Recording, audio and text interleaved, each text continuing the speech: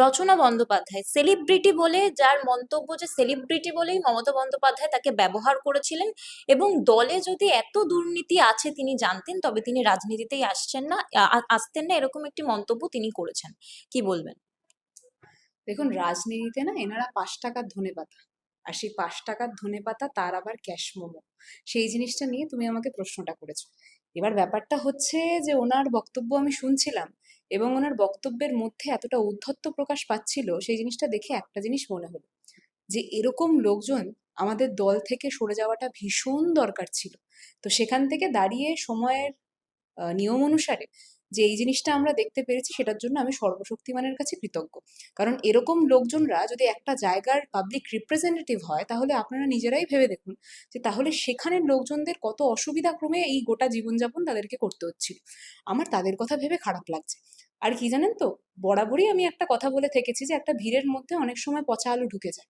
তো রচনা বন্দ্যোপাধ্যায়ের মতো লোকজনরা সেই পচা আলুই হয়তো, এবং সেই জিনিসটা আস্তে আস্তে আমাদের সকলের চোখের সামনে প্রকাশ পাচ্ছে। এরকম যারা যারা পচা আলুগুলো ছিল, সেইগুলো কিন্তু অনেককেই পচিয়ে দিয়ে তার পরবর্তীতে নিজেদের শিবিরে নিয়ে যাওয়ার চেষ্টা করেছে। এখনো তারা ক্রমাগত চেষ্টা চালিয়ে যাচ্ছে। কিন্তু তাদের মধ্যে থেকে অধিকাংশকে যদি তুমি এই বোমটা ধরে প্রশ্ন করো, তারা কিন্তু মমতা বন্দ্যোপাধ্যায়ের ব্যাপারে এরকম কোনো কথা বলেছেন বলে আমার সত্যি মনে পড়ছে না। কিন্তু সেখানে দাঁড়িয়ে একজন ব্যক্তি যে নিজের যোগ্যতার কথা বলছিলেন, উনি বলছিলেন যে উনি বিশেষ একটা অ্যাপার্টমেন্টে থাকেন এবং সেই জায়গায় থাকতে গেলে কত বিশেষ যোগ্যতা লাগে। বিশ্বাস করুন, আমাদের তৃণমূল কংগ্রেসে না এরকম অনেক উদাহরণ আছে। ওনার একজন কালিগ মিতালি বাগ, মিতালি বাগকে কোথা থেকে মমতা বন্দ্যোপাধ্যায় এমপি হিসাবে দাঁড় করিয়েছেন এবং তার পরবর্তীতে উনি জিতে এসেছেন, সেই জিনিসটা আপনি আমি সকলেই জানি। তাই সেখানে দাঁড়িয়ে রচনা বন্দ্যোপাধ্যায়ের মুখ থেকে এত অহংকারের কথাবার্তা, সেই জিনিসগুলো এই টিভির প্ল্যাটফর্ম বা বিভিন্ন ডিজিটাল মিডিয়া প্ল্যাটফর্মে শুনতে ভালো লাগলেও সেই জিনিসগুলো কিন্তু কোনো বাস্তব চিত্র নেই। এবং নিজেকে একটা খিল্লির পাত্র হিসাবে উনি যেইভাবে ক্রমাগত নিজেকে প্রকাশ করছেন, তার পরবর্তীতে ওনারা কি ভবিষ্যৎ আছে সেটা কিন্তু একটা দেখার বিষয়। উনি কার সাথে অ্যাক্টিং করেছিলেন, কতগুলো উনি সিনেমা করেছেন, এই জিনিসগুলো তো রাজনৈতিক ময়দানে কোনো যুক্তিযুক্ত কথাই রাখে না। কিন্তু কি যুক্তিযুক্ত কথা রাখে, সেটা হচ্ছে দিন শেষে কটা মানুষের পাশে দাঁড়িয়েছে। এবং আমি মনে করি যে ওনার কাছে এই কাউন্টটা একদম শূন্য, অর্থাৎ নীল। তো উনি কি বললেন না বললেন সেটা নিয়ে আলাদা করে কথা বলতে ইচ্ছুক নই। তিনি আরো একটি কথা বলেছেন, যে কথা না বলে পারা যাচ্ছে না। তিনি বলেছেন যে গড়িয়াহাট থেকে যদি কোনো একটি মেয়েকে তুলে দাঁড় করানো হতো ভোটে, তাহলে সে জিততে পারত। আম- আমি এইটার একটা উদাহরণস্বরূপ আমি আপনাদের সকলকে বলছি যে মিতালি বাগ যে আইসিডিএস কর্মী ছিলেন, সেই জিনিসটা আপনি আমি সকলেই জানি। মিতালি বাগ লড়াই করেছিলেন, কিন্তু মিতালি বাগকে সেই জায়গায় লড়াই করার জন্য সেই জায়গাটা কে দিয়েছিলেন, সেই ব্যক্তিটার নাম কিন্তু মমতা বন্দ্যোপাধ্যায়, এবং উনি জিতেছেন তো। তাহলে এই জিনিসটা ওনাদের অন্তর্দ্বন্দ্ব বুঝতে হবে। মানে মিতালি বাগ যে সেখান থেকে উঠে জিততে পারে, মমতা বন্দ্যোপাধ্যায় যখন তার পিছনে আছে সেই জিনিসটা দেখিয়ে তার পরবর্তীতে এই জিনিসটা স্বীকার করতে চাইছেন না রচনা বন্দ্যোপাধ্যায়। বা রচনা বন্দ্যোপাধ্যায় নিজেদের দরটা কোনো একটা শিবিরে একটু বেশি বাড়ানোর জন্য তার পরবর্তীতে এইসব বক্তব্য রাখছেন। কিন্তু কি জানেন তো, দিন শেষে মানুষ হিসাবে আপনি কেমন, সেই জিনিসটা কিন্তু রাজনৈতিক ময়দানেও ভীষণভাবে প্রয়োজন পড়ে, জানেন তো। অর্থাৎ একটা বাজে মানুষ কোনোদিন একটা ভালো পাবলিক রিপ্রেজেন্টেটিভ হতেই পারে না। এবং রচনা বন্দ্যোপাধ্যায়কে আমি একসময় যদিও ভালো মানুষ ভেবেছিলাম, কিন্তু এখন বুঝতে পারছি যে আস্তে আস্তে উনি খোলসটা ছাড়ছেন। এবং খুব সুন্দরভাবেই জগন্নাথের কৃপাটাও আপনি দেখুন না, খোলস ছাড়তে ছাড়তে যেই দৃশ্যটা আমরা দেখতে পারলাম, যে দিদি নাম্বার ওয়ানের যে এতদিনের ওনার লেগেসি, আমরা তো ওনাকে সেইটার ক্ষেত্র থেকেই চিনতাম। এবার ভাগ্যিস উনি এই কথাটা বলে দেননি যে দিদি নাম্বার ওয়ান যে চ্যানেলটাতে চলে, সেই চ্যানেলটাও ওনার জন্য সেই জায়গাটা পেয়েছিল। ভাগ্যিস উনি এটা বলেননি। কিন্তু কি জানেন তো, হয়তো এটা ওনাদের ব্যক্তিগত কোনো একটা সার্কেলে উনি উল্লেখ করেছিলেন, বা মনে মনে ওনার এই একটা ভাব ছিল। তার পরবর্তীতেই যেই চ্যানেলের জন্য বা যেই শো এর জন্য উনি এতদিন কাজ করেছেন, সেই শো মনে করেছে যে তার থেকেও বেটার দিদি নাম্বার ওয়ান কেউ আছে, এবং তাই জন্যে খুব সুন্দরভাবে কালের নিয়ম অনুসারে ওনাকে সেই জায়গা ছাড়তে হয়েছে, নতুন কেউ বসেছে।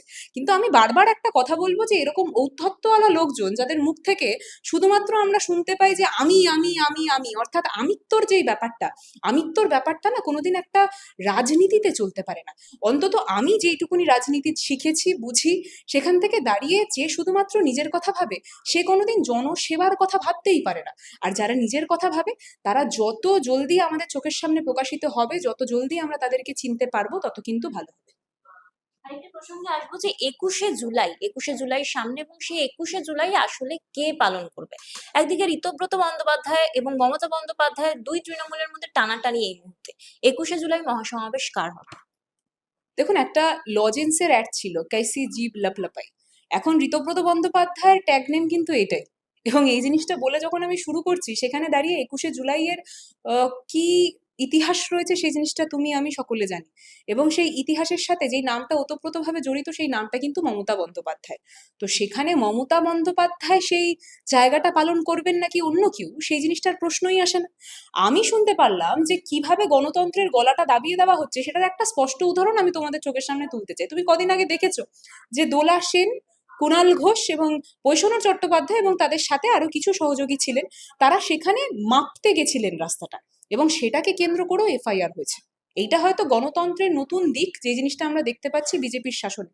এবং যারা ওই যারা শাসকের, যারা প্রশাসনের শাসনের কথা বলেন, তারা কিন্তু আজকের দিনে দাঁড়িয়ে ওই শাসকের শাসনে কোনো জায়গায় নিজেকে সীমাবদ্ধ রেখে দিচ্ছে। আমাদের বারবার কথাটা হচ্ছে এইখানে, বিরোধীরা তো কোনো না কোনো দিন হবেই, এটা তো অত্যন্ত স্বাভাবিক। একটা গণতন্ত্রের জায়গায় সেখানে কেউ তোমাকে পছন্দ করতে পারে, কেউ আমাকে। তো তোমাকে কোনো একদিন সরকারে যদি থাকতে হয়, তার পরের দিন কালের নিয়ম অনুসারে আমি সরকারে আসতেই পারি।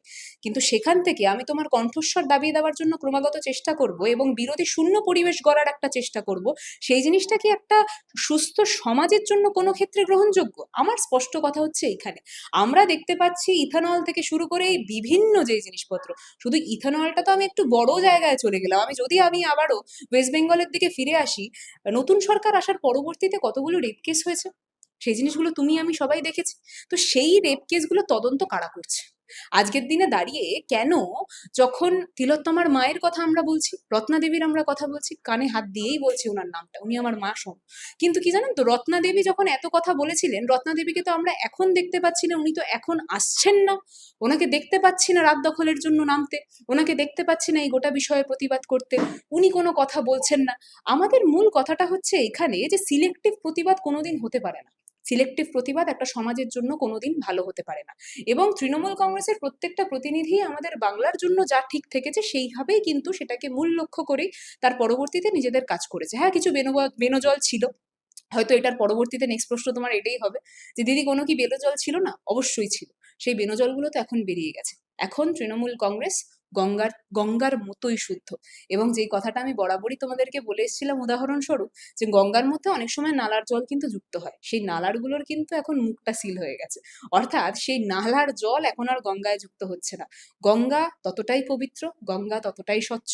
এবং ২১শে জুলাইয়ের কথা তুমি বললে, ২১শে জুলাই নিজের লেগাসি যেইভাবে বরাবরই এতদিন ধরে সেই জায়গায় হয়েছে, তার পরবর্তীতে আমরা সকলে দেখেছি, সেই যেই ২১শে জুলাইয়ের মঞ্চ আমাদের প্রত্যেকটা তৃণমূল কংগ্রেসের কর্মীর কাছে কিন্তু একটা মন্দির সম। আমরা যদি সেই দিন সেটাকে ছুতে না পারি, আমরা আগের দিন রাত্রিবেলা সেটার কাছে গিয়ে সেটাতে মাথা ঠেকে আসতাম। তো সমানভাবে এবারও তুমি সমান দৃশ্যই দেখবে। নেত্রী ইতিমধ্যে বলেছেন যদি ৫ জন হয়, ৫ জনকে নিয়েই আমরা সেখানে সমাবেশ করব। কিন্তু আমি তোমাকে এটা বেট লাগিয়ে বলতে পারি যে নেত্রীর ১ ঘন্টার ডাকে যত সংখ্যক ভিড় হবে, ওই যে ওই কি সব নাম বললে তুমি, ওই ক্যাসি জিপ লাফলাবাই, ওনার ১০ দিনের নোটিশেও কিন্তু সেই ভিড়টা ওনারা করতে পারবেন না। এটা আমি চ্যালেঞ্জ ঠুকে বলছি, বুক ঠুকে বলছি, এইটুকুনি বলতে পারি। একদম শেষ প্রসঙ্গে আসবো যে স্টে অর্ডার থাকা সত্ত্বেও আদালত থেকে বিভিন্ন জায়গায় হকার উচ্ছেদ হচ্ছে, এবং এই মুহূর্তে যে খবর পাওয়া যাচ্ছে, দুদিন আগেই একজন হকার যিনি ঝালমুড়ি বিক্রেতা, তিনি আত্মঘাতী হয়েছেন, রেল লাইনে ঝাঁপ দিয়ে আত্মঘাতী হয়েছেন তিনি। কি প্রতিক্রিয়া? দেখুন, ঝালমুড়িটা যে ওনাদের কাছে শুধুমাত্র একটা স্টান্ট ছিল বা একটা পিয়ার অ্যাক্টিভিটি ছিল, সেটা কিন্তু যত দিন গড়াচ্ছে তত আমাদের সকলের চোখের সামনে স্পষ্ট হচ্ছে। এই যখন হকারের কথা আমরা বলি, তখন প্রথম উদাহরণটা এই জিনিসটাই উঠে এসেছিল স্বাভাবিকভাবে প্রত্যেকটা মানুষের মাথায়, যে মোদিবাবু নিজেদের যে জীবনযাত্রার কথা বলে থেকেছে, সেখানে উনি বারবার উল্লেখ করেছেন উনি নাকি চা বিক্রেতা ছিলেন।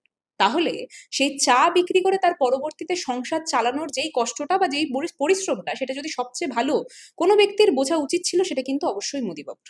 কিন্তু খুব আশ্চর্যজনকভাবে যে দৃশ্যটা আমরা দেখতে পারলাম, যে উনি সর্বপ্রথম যদি কারোর পেটে লাথি মারলেন, সেটা কিন্তু এইসব চা বিক্রেতা, এইসব মুড়ি বিক্রেতা এবং সেই প্রত্যেকটা হকারদের। আমরা ততবার বারবার একটা কথা বলেছিলাম যে তারা যেই গোটা বিষয়টা দেখানোর চেষ্টা করছে, তারা সৌন্দর্যায়নের কথা বলছে, সেখান থেকে দাঁড়িয়ে তাদের পুনর্বাসন করার পরবর্তীতেও তো সেই কাজগুলো করা যেতে পারে। কিন্তু পুনর্বাসন নিয়ে আজকের দিনে দাঁড়িয়ে সরকার কোনো কথা বলছেই না। এবং এই দৃশ্য আমরা দেখতে পাচ্ছি, যদি তুমি সেটার প্রতিবাদ করতে যাও, তোমার বিরুদ্ধে কিন্তু একটা ফেক অ্যালিগেশন দিয়ে তার পরবর্তীতে তোমাকে থানায় তুলিয়ে নিয়ে যাওয়া হচ্ছে। অর্থাৎ তোমার কণ্ঠস্বরে উঠে আসা প্রতিবাদ যাতে ওই ভাইরাসের মতো ছড়িয়ে না যেতে পারে, পজিটিভ ভাইরাস, যেই ভাইরাসটা যদি ছড়িয়ে যায় তাহলে যারা ওই রাজার আসনে বসে আছে, শাসকের আসনে বসে আছে, তাদের সেই মসনদটাকে কাঁপিয়ে দিতে পারে, সেটা যাতে না ছড়ায় তার জন্য আগে থেকেই যেন তাদের গলাটা চেপে দেওয়ার চেষ্টা চলছে। কিন্তু আমি বারবার একটা কথা বলবো, যে যারা ভঙ্গিমাক্রমে তার পরবর্তীতে মানুষ সেবার কথা বলে, তাদেরকে কিন্তু মানুষ চিনে গেছে। খুব দ্রুতগতিতেই আমরা দেখতে পারলাম যে নতুন সরকার গড়ার পরবর্তীতে বারবার এটা নিয়ে তো প্রশ্ন উঠেইছে যে নতুন সরকার কিভাবে গড়েছে, এত সংখ্যক লোকজন নিজেদের ভোটাধিকার থেকে বঞ্চিত ছিল, কিন্তু তা সত্ত্বেও নতুন সরকার গড়ার পরবর্তীতে একটার পর একটা মহিলাদের উপর আক্রমণ, একটার পর একটা পেপার লিক, এবং সেটাকে কেন্দ্র করে এত সংখ্যক যুব সমাজের মৃত্যুবরণ, এবং প্রত্যেকটা ক্ষেত্রেই টিভিতে এই বিষয়গুলো উঠে না আসা। কোন বিষয় উঠে আসা? যে কে কোথায় ঝালমুড়ি খেয়েছে, কে কোথায় কাকে মেলোডি গিফট করেছে। এবং আজকে যে এই উদাহরণটা তুমি বললে, যে একটা ঝালমুড়ি বিক্রেতা যখন মারা গেছে, সেটা নিয়ে কোন বিজেপির নেতা সেখানে এইটুকুনি আশ্বাস দিয়েছে যে সেই পরিবার, সেই হকারের পরিবারের পাশে আমরা আছি? কেউ দেয়, কেউ দেবেও না। কারণ তাদের যে রাজনৈতিক পথ চলা, সেটা কিন্তু মূলত কোনোদিন মানুষের পাশে দাঁড়ানোর নয়। তাদের রাজনৈতিক পথ চলাটা হচ্ছে মূলত নিজেদের পাশে থাকা। এবং তাই জন্যই দেখতে পাচ্ছি যে তৃণমূল ভাঙিয়ে তার পরবর্তীতে যাদেরকে পয়সার লোভে বা বিভিন্ন চাপ অনুসারে অন্য কোনো জায়গায় নিয়ে যাওয়ার চেষ্টা হচ্ছে, তারাও কিন্তু সেই বেনজলি। এবং সেই জিনিসটাও যখন বলছি, বুক চিতিয়ে এটা বলতে পারি যে সত্যি খুব খুশি হয়েছি যে এই বেনজল বিহীন তৃণমূল কংগ্রেসের একজন প্রতিনিধি হয়ে তোমার সামনে এই বক্তব্যটা রাখতে পারছি।